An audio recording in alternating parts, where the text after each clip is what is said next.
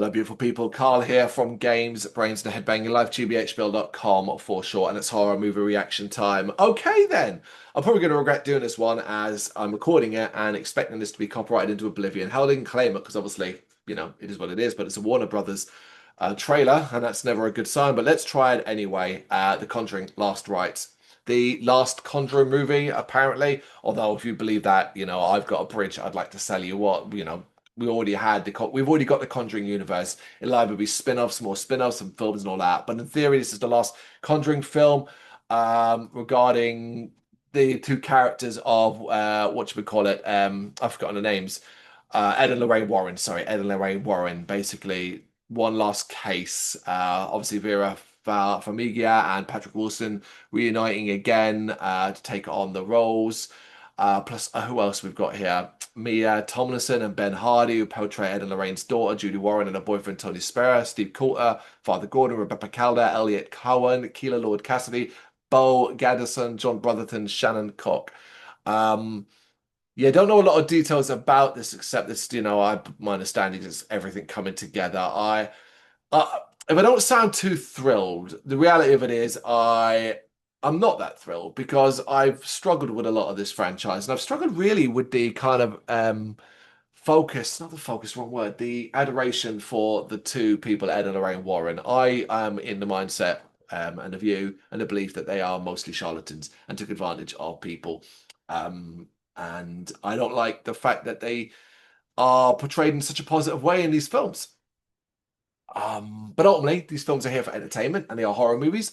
And as horror movies, I'm talking about the universe as a whole here, there's been mixed results. I think The Conjuring overall has been strong, though. I think the first Conjuring is a good film. I think the second Conjuring has some good ideas and good moments, although I argue that the British TV version of that story, the Conjuring 2 story, the Enfield Haunting, it's better than the actual film. I didn't like the certain aspects of it, but I also recognize the introduction of the Valak, the nun, made a lot of sense and certainly scared a lot of people. I think that character has been dumbed down heavily by the nun sequels and just an overabundance of it existing.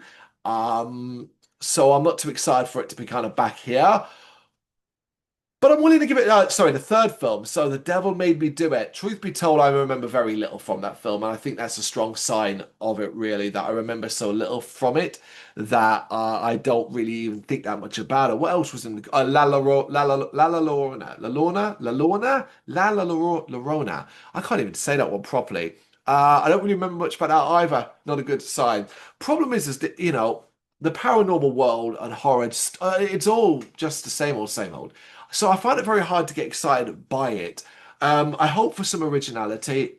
Do I expect it from a new Conjuring film? No. But that doesn't mean I can't be creeped out and at least enjoy aspects of it. I think back to the first Conjuring and the second Conjuring and think, yeah, there were moments that were cleverly done. Let's do that again. Let's hope they do it again.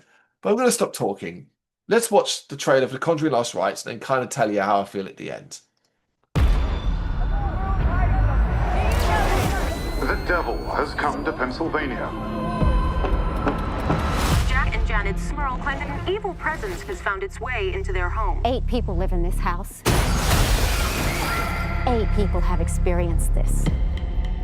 8 people are not crazy.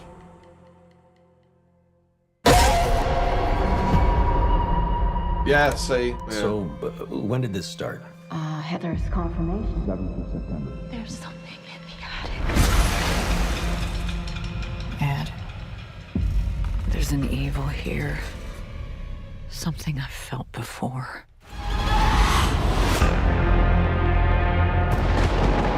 This thing in your house is a demon. It's the first one that we ever encountered. We were young.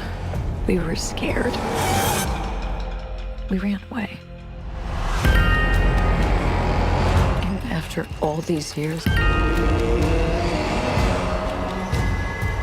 it wasn't done with our family.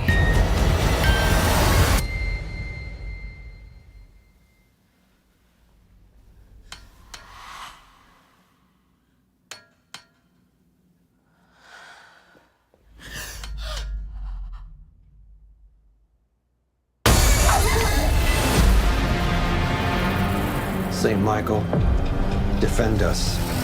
Be our safeguard against the devil. In nomine Patris, et Filii et Spiritus Sanctus. By the power of our Lord Jesus Christ!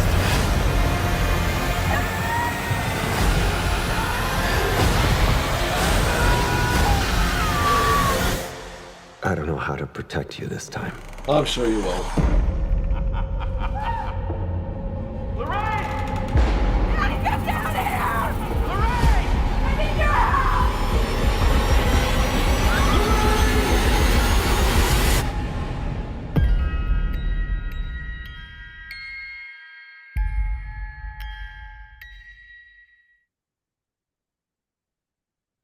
No, I'm going to be honest with you. I want to be honest with you when I do these. I find that very uninspired. Well, let's.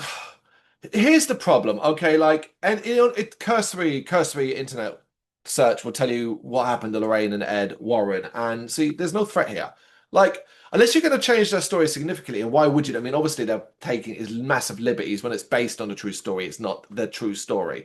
But obviously, they're not going to kill them. They're not going to threaten. They're going to put them in peril. But that's where it ends. They're superheroes, effectively. They do not die, and they will not die from this. You can say, okay, no, the effect of it may be shorten their life, and that's what they're going to do. But the reality of it is, doing an entire thing where, oh my God, she's going to get killed by this evil ghost and all that. It's like, yeah, of course she is. Roll my eyes, ha ha ha. The world of modern horror doesn't really take risks and chances like that, so I don't expect anything there. So it's hard to take that too seriously.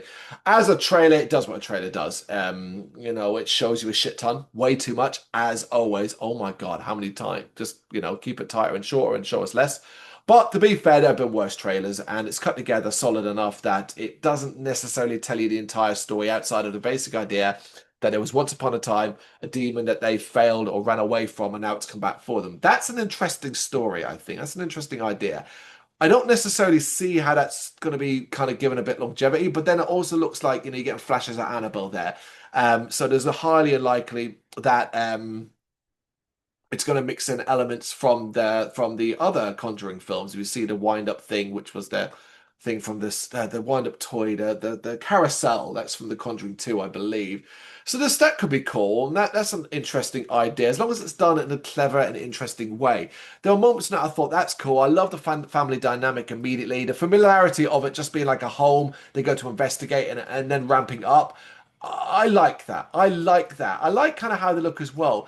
But when a lot of the scares they were kind of showing didn't really do much. You got the pan across one, that didn't. The bed one, I mean, it's nothing felt particularly fresh. I mean, hell, even like the door handles with the crosses on them turning round, so when they turn around they're upside down, like, oh, that's really scary. The mirror one. The mirror one I think is done badly. First off, that shit was being done in the 90s. There's nothing clever there at all. But I would have it, it's that thing. I want to be scared, and it always has to result in the same thing, a jump bloody scare. I think there could have been so many clever ways to do this where like one in the distance turns around and only we see it. But no, of course, it's obviously in your face. Here's it tapping on the screen, and here's it bursting through the mirror for the jump scare. It just ends up being crap in the end. It does very little for me. Yes, it'll make you jump, but that doesn't equate to a good scare per se. Do you know what I mean? It gets the reaction. That's what it is, and that's not really what I'm after personally. But it'll fit, the mainstream audience. A horror audience will eat that up, and that's totally fine. There's a lot of good-looking effects. Yeah, there's Annabelle when I flick kind of through it. I like the idea of it maybe telling two stories, and half of it being telling us and showing us the original case, and maybe jump up between times as well. That could be cool.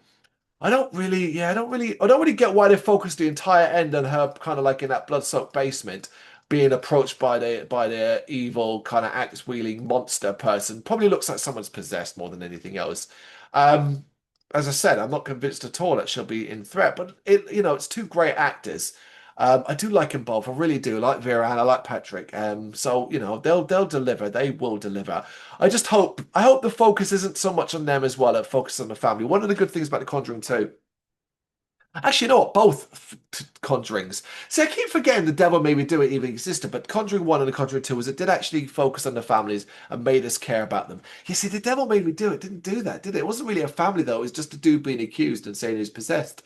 Yeah, don't really remember enough about that, but yeah, like hope it, we've got a family here. Let's hope they really, really focus.